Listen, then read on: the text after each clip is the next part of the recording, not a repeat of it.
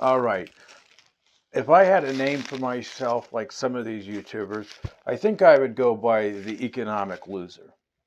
But not because of anything serious, but just because it makes sense.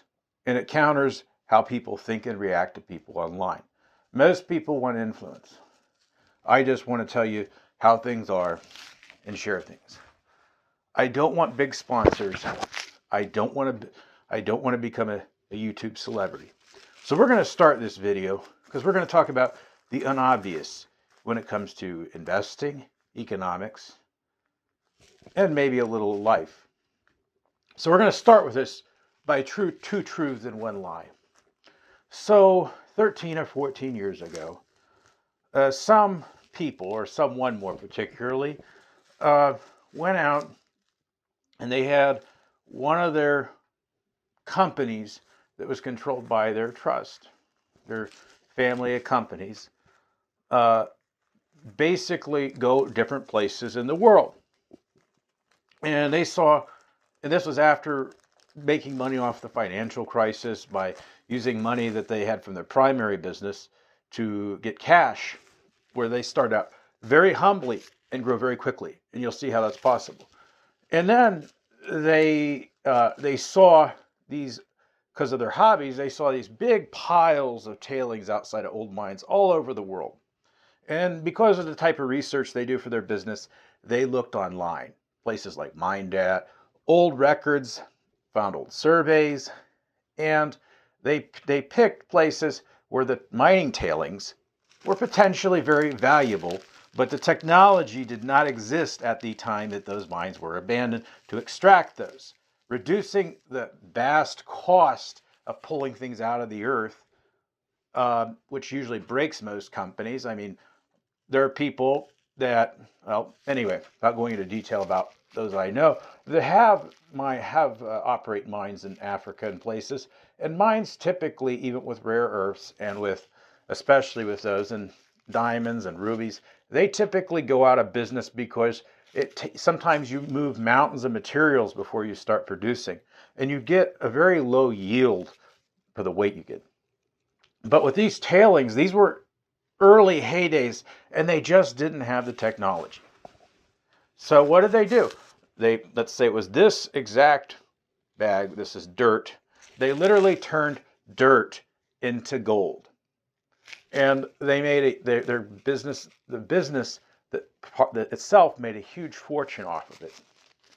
Now, the lie, the two truths, were finding the material. I'll give you a chance. Hold on, wait a minute.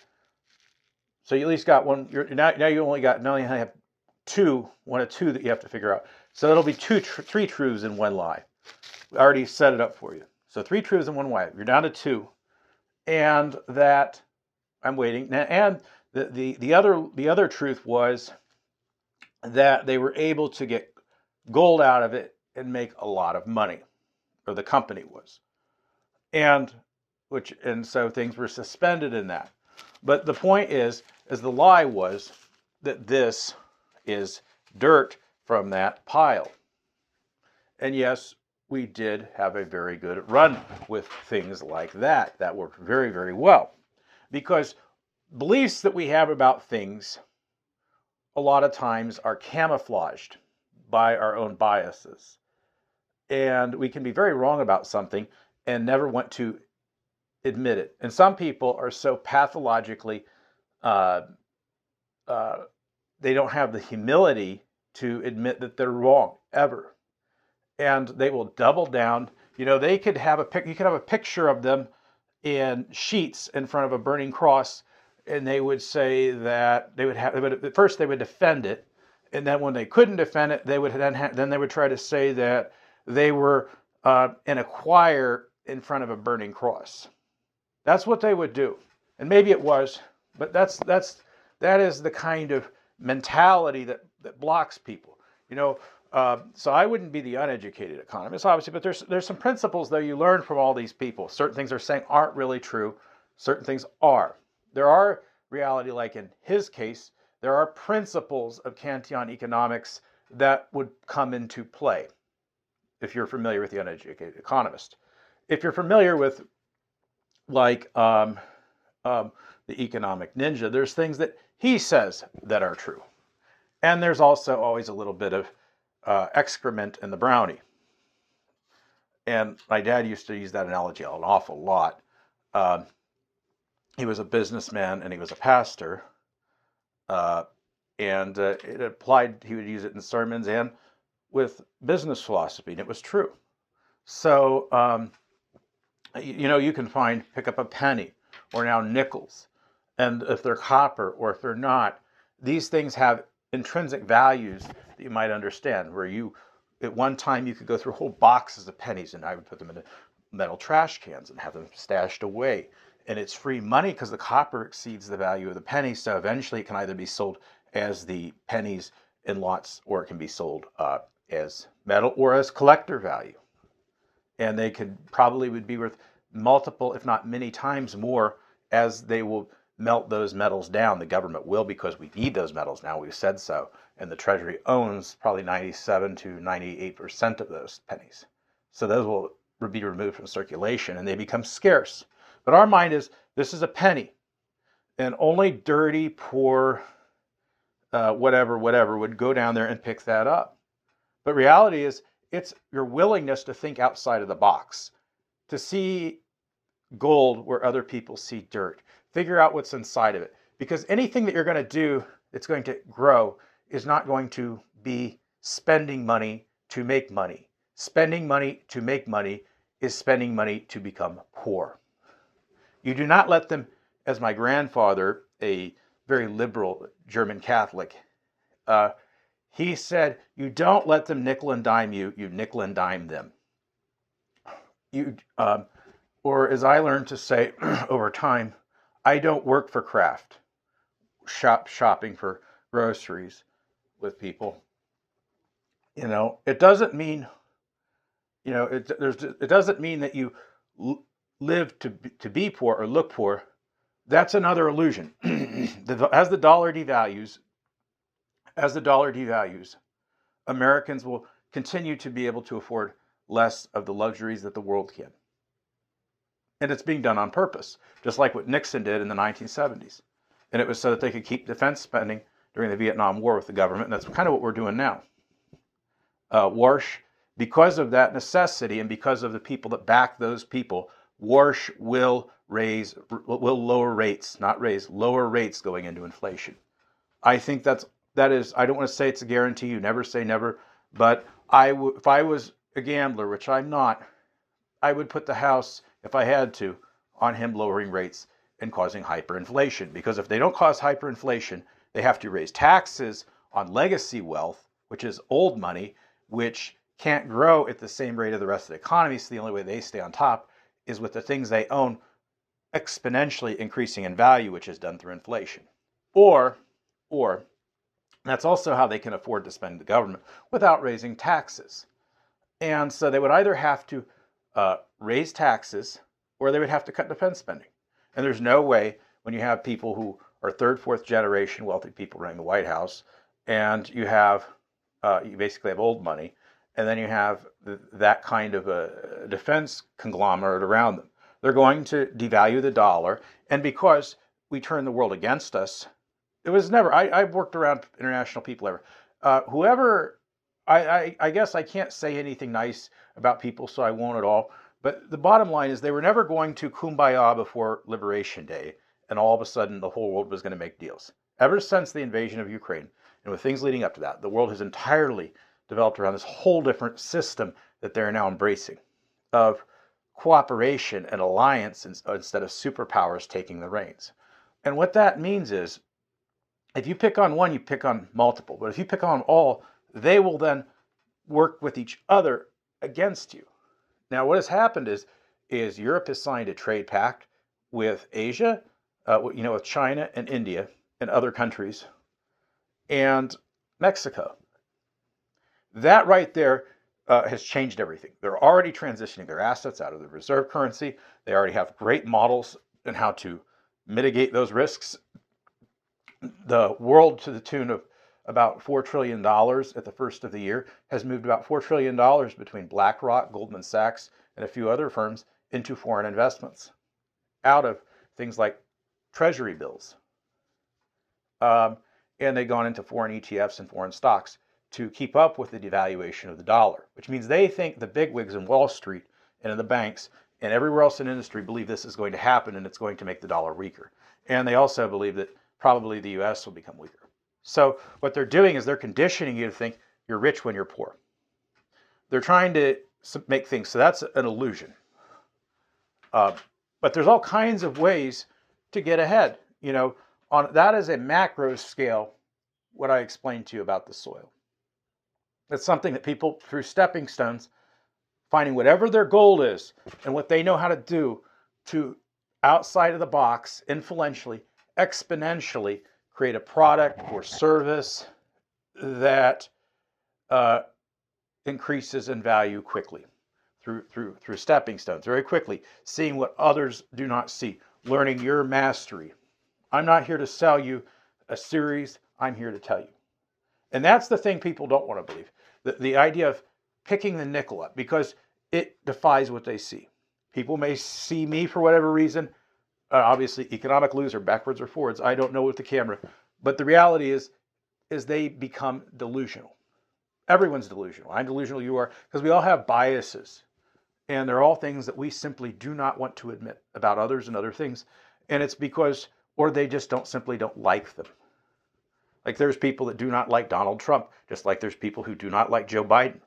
And whatever you hear from them is probably going to be a lot of lies.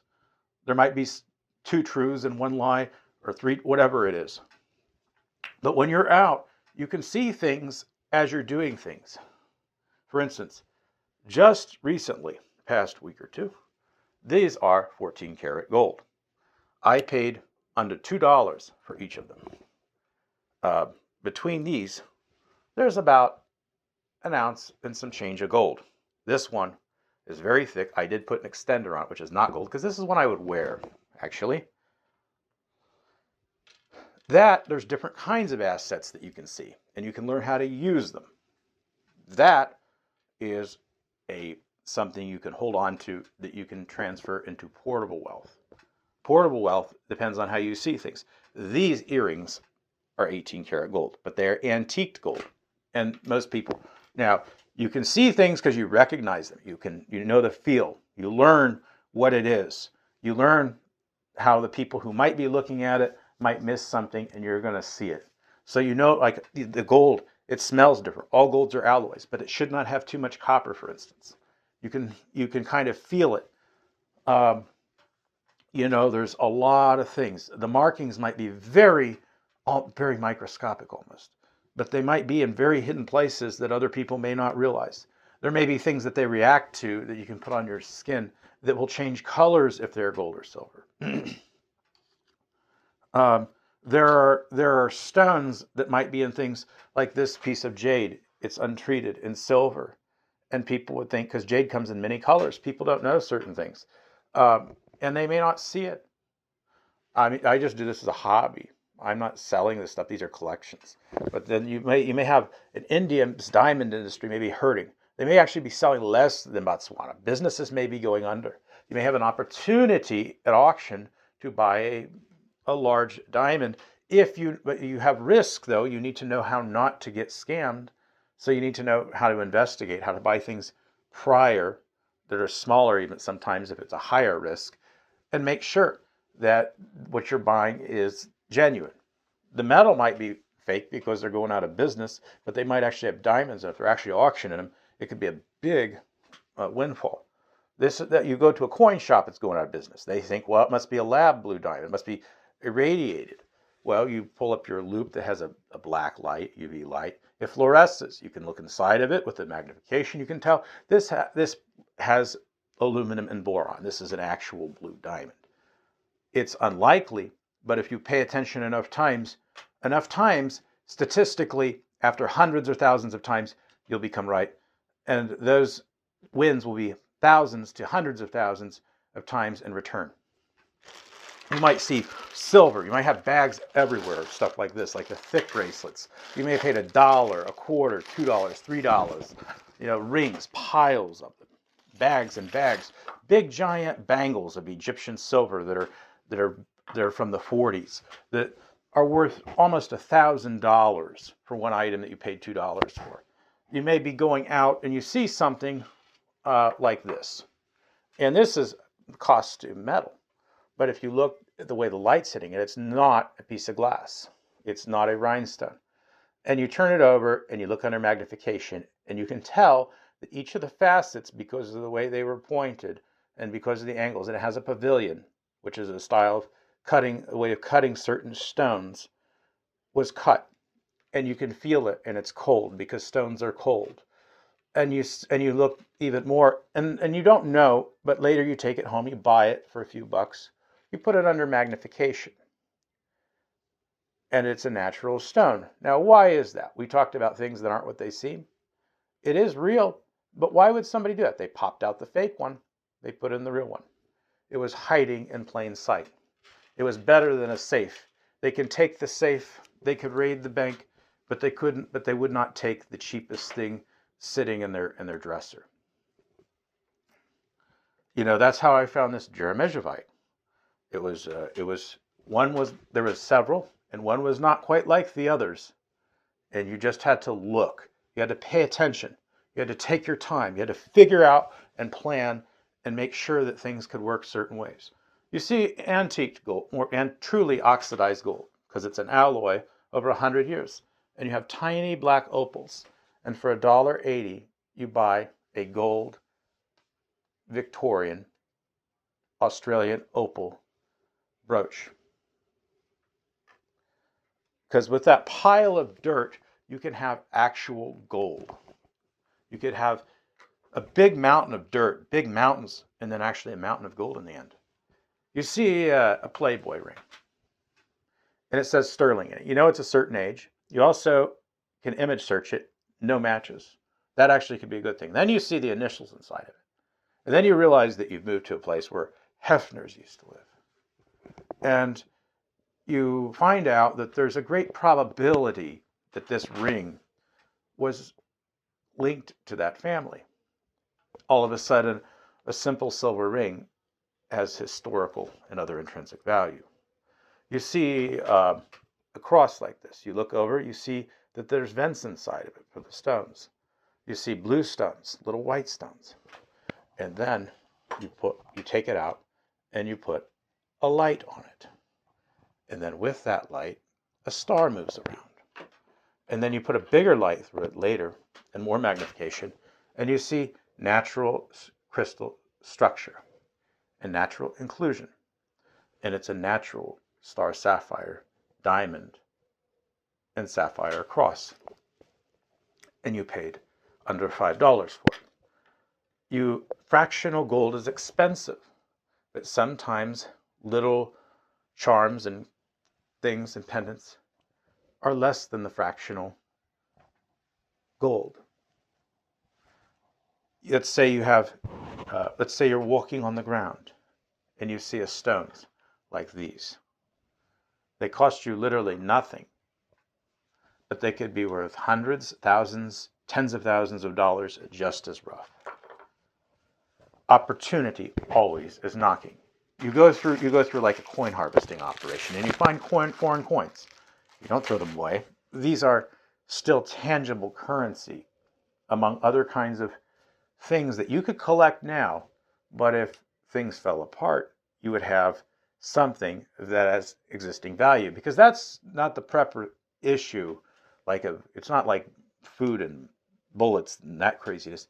What happens is other currencies, like we see in other places in Africa and Central and South America, when they fail, another nearby currency that can easily be exchanged through another system usually takes over, and it's usually not coin. I won't use the word.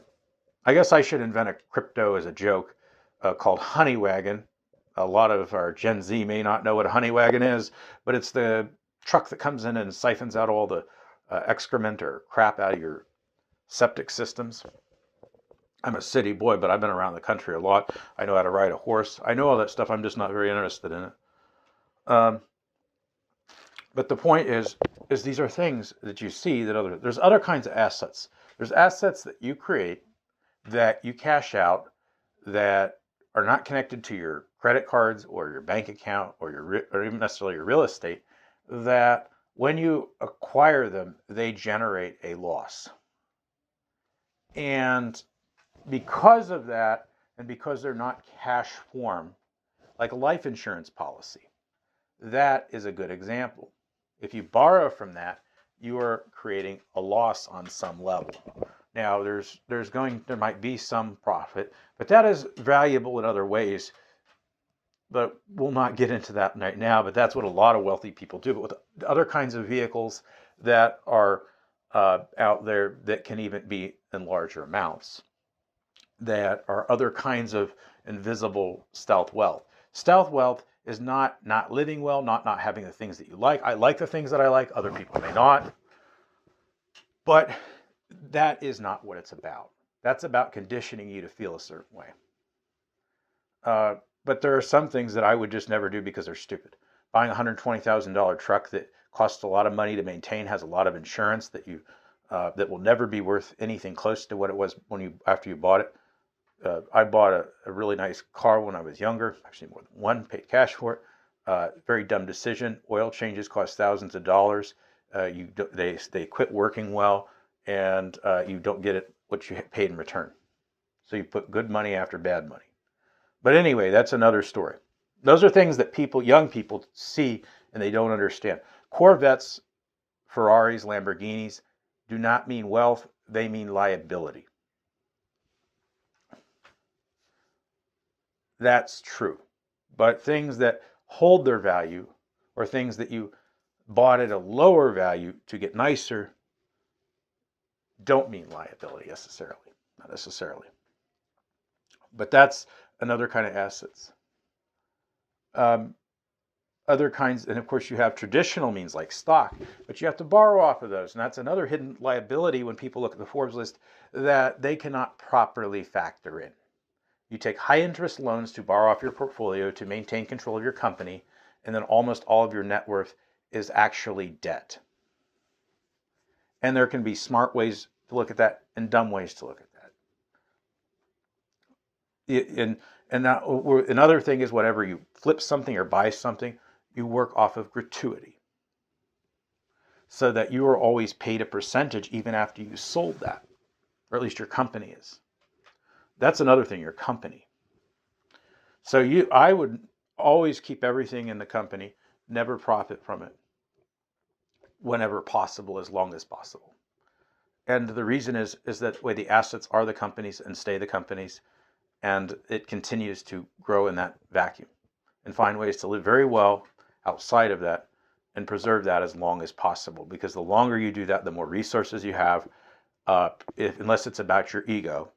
And you have, at least in my perspective, you have the best possibility to change things and make lives better.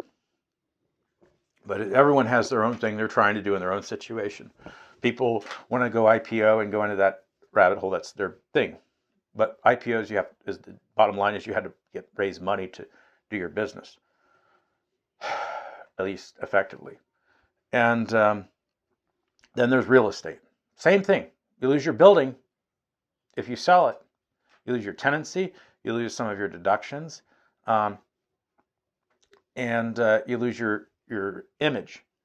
So what does real estate people have in value? Equity. They have debt. And so that's what the real estate business is really all about.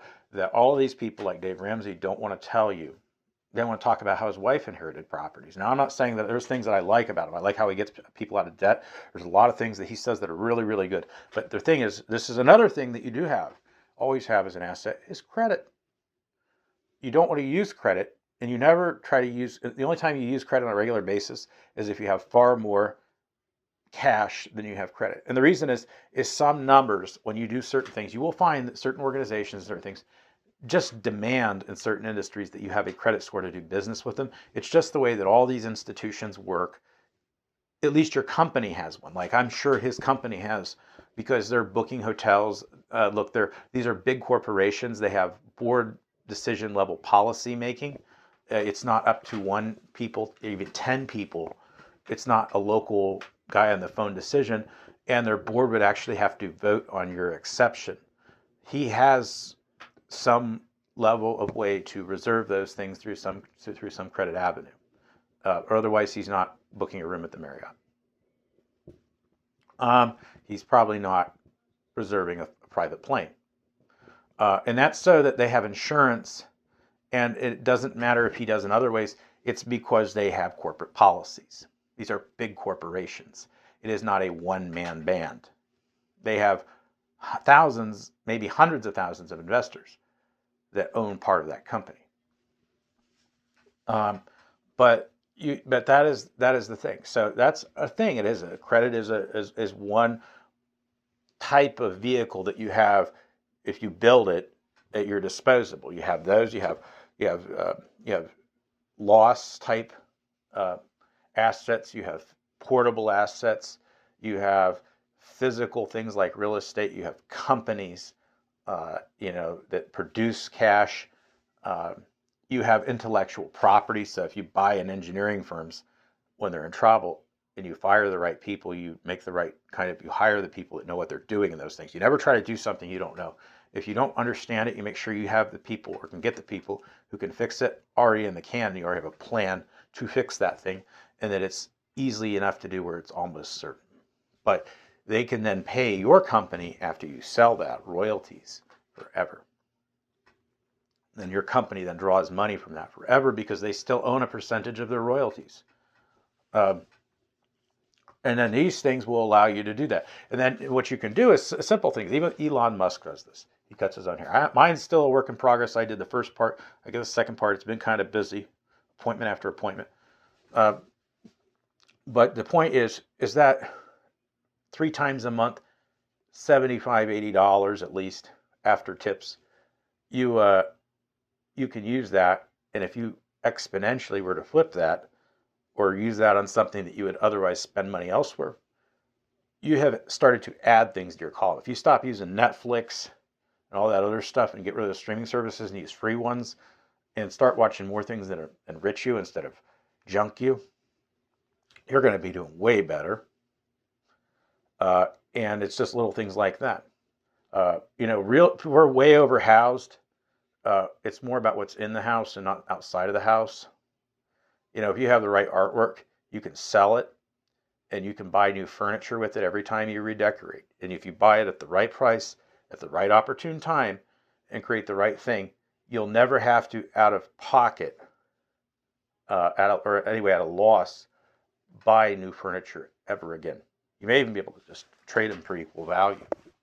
And then there's no gain, no loss. It's neutral. Or if there is a loss, you paid less than it's worth anyway and kept it as a part of the collection in your home and what you used in your home. And you paid what was the market value at that location. So there's ways to get around all of these inflationary things too by thinking outside of the box. But we're so overhoused, it's ridiculous. And the problem is we think mansions. Look, it's people for generations lived in 1,200, 1,000 square foot homes with a family. And they own their own homes a lot of the time. And people like Warren Buffett have lived in the same house for decades. They paid $31,000 for. He's one of the richest men in the world on Forbes. And if you look at all the Wall Street and real estate, because there's different kinds of wealth and there's not always ways to follow it or calculate it. And there's people out there that are not on the list. Like there's a lot of people in the Middle East or the West Coast that just simply aren't Wall Street or real estate people. And there's probably 30 or 40% more people in the upper tier class of wealth that there's no easy way to calculate or track. And that's something to figure out for yourself because there's opportunities there. But, and structures. But that's a very important thing. That's something I would just consider. So you get your home. You don't need this giant house, and people like to trash one thing or another because they're unbiased. A good example is a lot of people hate on California. A lot of people hate on on say like uh, Florida. There's been times when Florida's done very well. I'm not going to, because I'm going to talk about positive things.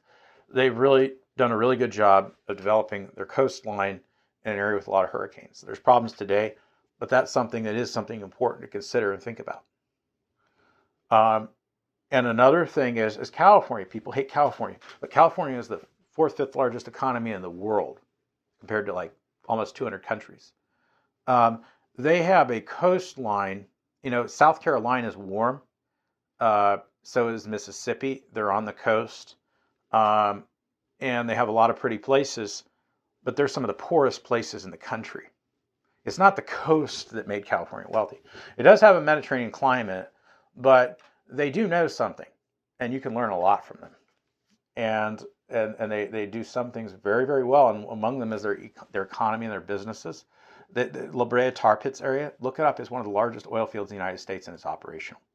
The coastline's value would drop significantly by trillions of dollars if they did offshore platforms, and it would cost more than it would produce in income. That's why we don't do it. That's why California doesn't do it. Real reason has nothing to do with the environment. It's everything about money. It's just like Mecca was useless, and as soon as it was useful, because there's a lot of lithium there, and we all of a sudden need a lot of lithium, all of a sudden they allowed the largest lithium mine in the world to be built in Mecca, in the state that said they didn't like mining. It's about money. Mecca smells. It's in a dead riverbed that smells like dead fish and sulfur everywhere. You can't get away from it. And they were trying to do farming there, and they could use the lithium, and they did it. These are very smart people, and they look at things very differently. And when you talk about different economics, it's a different type of economy. You can't look at what the BLS has or the census has about household income and say that tells the whole story. Because a lot of these people, they have trust or companies, and they don't always pay out to them, and they're not a part of Wall Street, and maybe only a small percentage of their holdings are in real estate. So they may also have a company, even if they do have those things, that's under another name. Like there are people in California that live in Beverly Hills or live in Santa Monica, and they own cattle ranches in Wyoming or Texas. And they also own other kinds of things in a lot of their places. But it's a very different environment. And in Florida, you'll see older folk usually trying to navigate their retirement and having people manage their retirement that came from other places. And these are things that would defy different people's opinions, either about the older folk or the younger folk, depending on where they came from, because it goes against everything that they've been taught or seen in their own situation, or what they could perceive as possible, because they're looking from inside the box. They may say, well, this person may not pay this or may not pay that. It may be Charles Rangel, it may be Donald Trump, but they don't know what their losses are. They don't know how much they've actually been paid. It could be an opposite of the situation. They may say this person may be dirt poor, this person may be rich. It may not be true. But what you need to do is figure out what makes you happy, how you can do it. And that's the secret. I don't follow the influencers that much, but I go on X every once in a while. I'll go check my account, see what's going on there, just to see what people are selling. And you see this up, and even someone like Elon Musk will say, money doesn't buy happiness. It's true. Look at his daughter, son, whatever you want to call them. Look at his other situations. Look at their, people are different than money, at least when you're talking about genuine people.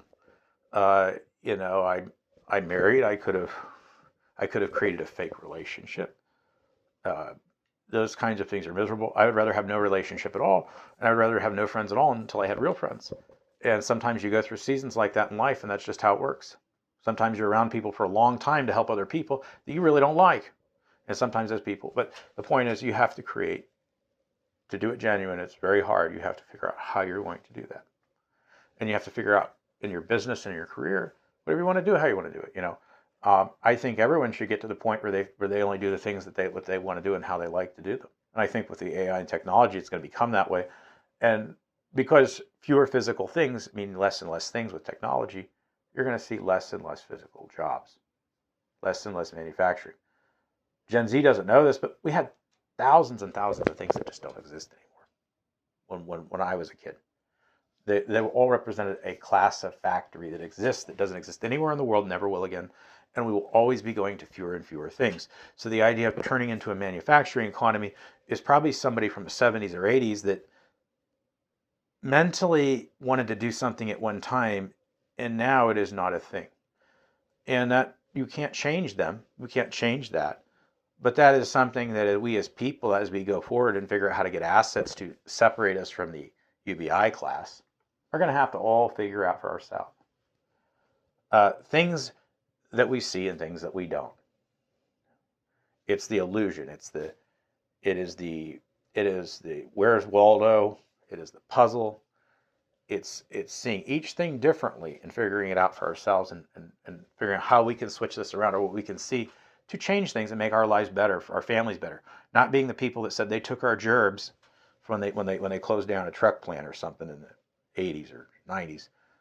But figuring out how can we be a part of this new economy and make our family and our community's life better. It's not blaming the immigrant or whoever else or Donald Trump. It's figuring out how to realize that they don't set your destiny, that you do.